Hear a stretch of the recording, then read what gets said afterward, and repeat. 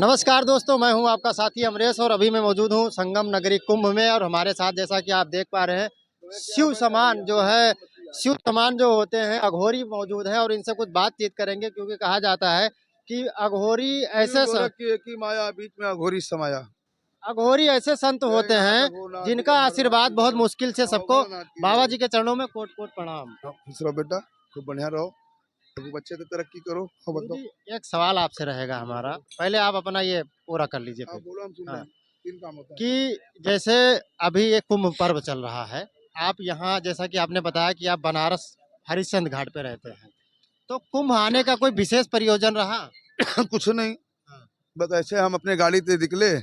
एक शमशान की गाड़ी है, तो हमको लगा कि कुछ लोग बताएं कि बाबा ये इलाहाबाद में प्रयाग में बहुत बड़ा एक मेला लग रहा है, यहाँ संत लोग आएंगे।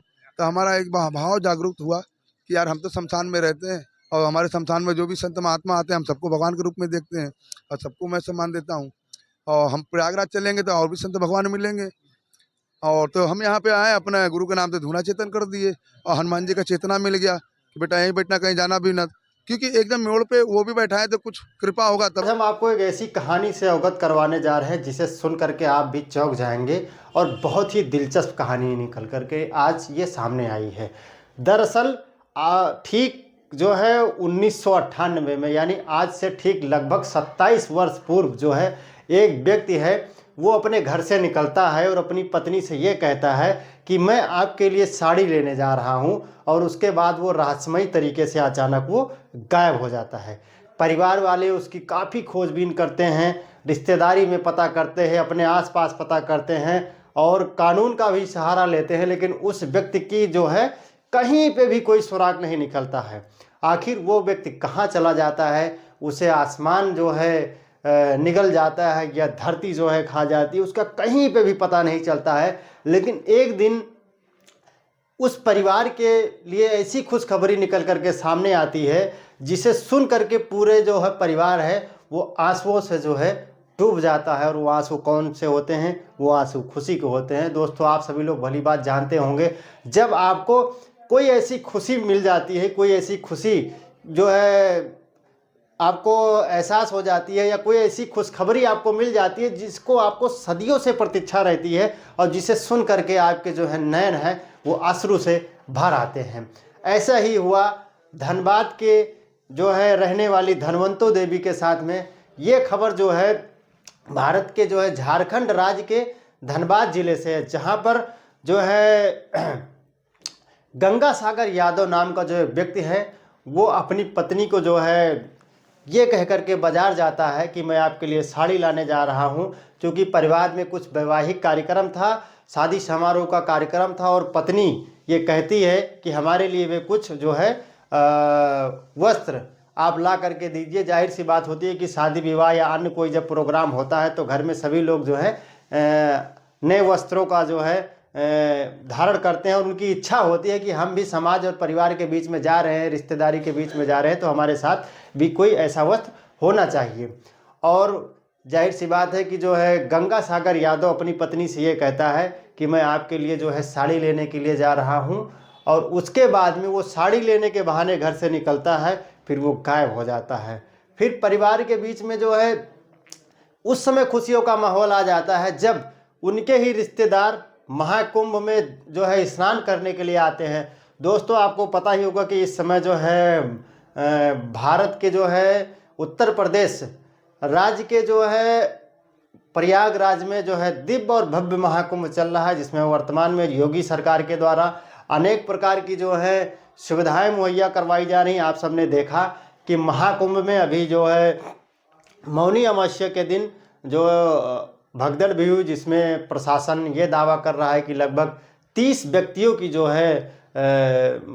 है उनकी मृत्यु भी हो चुकी है। और भगदड़ में मरे हुए व्यक्तियों के ऊपर जो है सियासत भी तेज हो चुकी है, क्योंकि अभी वहाँ जो है भगदड़ में जो श्रद्धालु जिनका देहांत हुआ उसमें धीरेन्द्र शास्त्री ने ये कहा कि जो है मरना तो सबको एक दिन है ही है, लेकिन गंगा किनारे जो मरेगा उसको मुक्ति मिल जाएगी, उसको मोक्ष की प्राप्ति होगी। और जाहिर सी बात है कि इसमें जो है बहुत सारे विवाद हुए और बहुत से जो धर्म गुरुओं ने इसका जो विरोध किया, राजनीतिक पार्टियों ने भी इसका विरोध किया।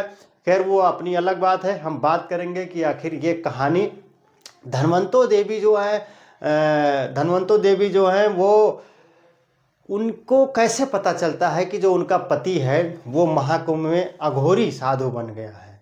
दोस्तों, अघोरी साधु जो होते हैं ये लगभग शमशान में रहते हैं और ये शिव की उपासना करते हैं। वैसे तो नागा साधु भी शिव की उपासना करते हैं। हमने महाकुंभ में बहुत सारे ऐसे वीडियो किए हैं जिसमें नागा साधु से बात किया है और उनके जीवन को जानने का प्रयास किया है, उनके जो व्यक्तित्व को जानने का प्रयास किया है और महाकुंभ में उनका क्या योगदान रहा है, महाकुंभ के बाद आखिर नागा साधु कहाँ चले जाते हैं, इन सब सारी विषयों पर हमने चर्चा किया है। और आपको, अगर आप हमारे YouTube चैनल पे जाएंगे, पिछले वीडियो में आप जाएंगे तो आपको जाहिर सी बात है नागा साधु से संबंधित जो है वीडियोज आपको देखने को मिल जाएंगी। आखिर धनवंतो देवी और जो गंगा सागर यादव है, ये कैसे पता चलता है धनवंतो देवी को कि जो उनका पति है जो गंगा सागर यादव है अब उनको छोड़ करके एक नागा साधु नहीं, एक अघोरी साधु बन गया है और वो जो है महाकुंभ में जो है बैठ करके तप कर रहा है। और उसके साथ में एक महिला भी है जो अपने आप को काली माता कहती है और वो भी अघोरी साधु जो है बन चुकी है। आखिर जब उनके कुछ रिश्तेदार महाकुंभ दर्शन के लिए आते हैं और वहाँ पर जब वो निकलते हैं और देखते हैं कि कोई व्यक्ति जो है जो काला वस्त्र पहने हुए है और पूरे शरीर में भस्म लगाए हुए है और चंदन लगाए हुए है और वहाँ पर बैठ करके कुछ नरमुंड भी रखी हुई है, आप वीडियो में देख भी सकते हैं, कुछ नरमुंड भी वहाँ पर रखी हुई है और वो वहाँ पर जो है उसके हाथ में कुछ इंसानी कंकाल भी है, हड्डियाँ भी हैं, उसको लेकर के वहाँ पर वो जो है जो भक्त आ रहे हैं उनको आशीर्वाद दे रहा है और तब साधना कर रहा है। तो परिवार वालों, जब रिश्तेदारों ने देखा तो उनको शक हुआ कि ये जो है गंगा सागर यादव तो नहीं है। जब वो करीब से गए तो ऐसा उनके परिवार का दावा है कि जब उन्होंने देखा उनको शक हुआ कि हाँ ये गंगा सागर यादव है, तो उसके पास में गए और उनसे बात किए तो पहले जो है गंगा सागर यादव ने उनसे बात करने से इनकार कर दिया और उनको जो है अपने एक भक्त के रूप में आशीर्वाद दे करके और उनसे किसी भी प्रकार की कोई बातचीत नहीं की। लेकिन जब परिवार वालों ने उनसे, जब उनके रिश्तेदारों ने उनसे बार बार ये सवाल किया कि आप गंगा सागर यादव हैं, आप झारखंड के धनबाद के रहने वाले हैं, तो फिर धीरे धीरे क्या हुई कि जब बात बढ़ती गई और जब ये बात बढ़ी तो परिवार के सदस्यों ने जो है कुछ वीडियो और फोटो उसको लेकर के और जो है धनवंतो देवी के पास भेजते हैं। हम आपको बता दें कि गंगा सागर यादव जिस समय घर छोड़कर भागा था उस समय धनवंतो देवी के 2 बेटे थे और जिनकी उम्र लगभग 2 वर्ष बताई जा रही थी। आज उनकी उम्र लगभग में जो है 27 वर्ष हो चुकी है। तो यूँ कहा जाए कि माफ़ कीजिएगा 27 वर्ष नहीं, जो है लगभग में हम आपको बता दें कि जब गंगा सागर यादव घर से जो है निकला था उस समय गंगा सागर यादव के 2 बेटे थे और जिसका पालन पोषण धनवंतो देवी जो है कर रही थी। आज उनके बेटे भी बड़े हो चुके हैं और जब ये खबर उनको पता चलती है तो उनको भी अपने मन में एक जिज्ञासा होती है, एक लालसा होती है कि हम भी चल करके अपने पिता का जो है दर्शन करेंगे। आखिर कौन ऐसा व्यक्ति होगा जिसको ये पता चले कि उसका जो पिता है वो उसके पैदा होते ही या उसके बाल्यावस्था से उसका पिता जो है गायब हो गया है और लगभग में 27 साल के बाद में उसको जानकारी होती है और वो उसका दर्शन नहीं करना चाहेगा। तो धनवंतो देवी के जो है बच्चे हैं उनके अंदर भी ये जिज्ञासा उठी और धनवंतो देवी और उनका एक बेटा और उनका देवर और कुछ रिश्तेदारों के साथ में वो महाकुंभ में पहुंचते हैं। और जब महाकुंभ में आते हैं तो जो है राजकुमार यादव जो अभी गंगा सागर यादव जो अब अपने आप को राजकुमार कहता है, अघोरी साधु के रूप में पीपल के पेड़ के नीचे बैठा हुआ और भस्म रमाए हुए और भक्तों को आशीर्वाद दे रहा है और वो अपनी पत्नी को पहचानने से इनकार कर देता है। धनवंतो देवी बार बार उनसे विनय करती है, बार बार उनसे कहती है कि आप घर चलो, लेकिन जो है गंगा सागर यादव उर्फ राजकुमार जो अभी वर्तमान में अघोरी साधु जिसने अपना नाम राजकुमार कर लिया है वो ये उनको पहचानने से इनकार कर देता है और उनसे ये कहता है कि आप लोगों को गलतफहमी है और जो है मैं गंगा सागर यादव नहीं हूँ, मैं राजकुमार हूँ, मैं अघोरी हूँ और मैं जो है लगभग में कई वर्षों से, पिछले कई वर्षों से मैं जो है काशी के जो मणिकर्णिका घाट और हरिश्चंद्र घाट पे मैं बैठ करके तप करता हूँ, मैं अघोर साधना करता हूँ। मेरा आपसे कोई वास्ता नहीं है। लेकिन जो राजकुमार की जो गंगा सागर यादव की पत्नी होती है धनवंतो देवी, वो नहीं मानती हैं।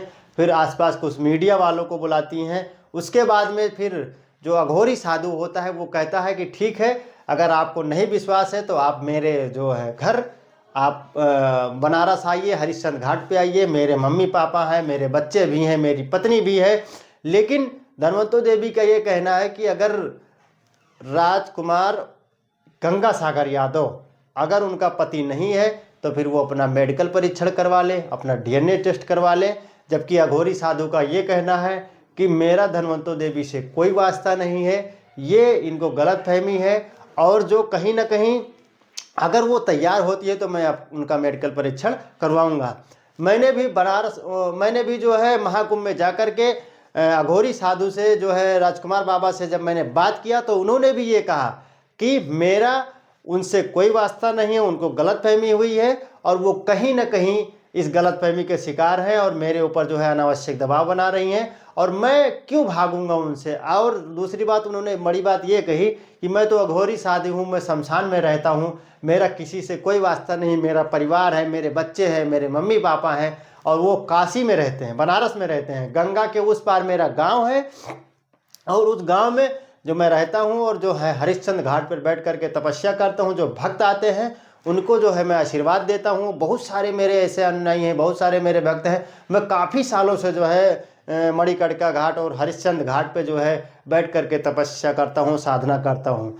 जैसा कि दोस्तों ये कहानी बहुत ही दिलचस्प है। जब हमने जो है धनवंतो देवी के जो है उनके लड़के से बात किया तो उन्होंने भी ये कहा कि अगर जो है गंगा सागर यादव नहीं है, वो राजकुमार हैं और उनका जो है मेरे से कोई संबंध नहीं है, तो वो बनारस में चल करके जहाँ पे उनका गांव है अपने गांव में हमें ले चले, अपने मम्मी पापा से बात करवा दे, अपने बच्चों से बात करवा दें।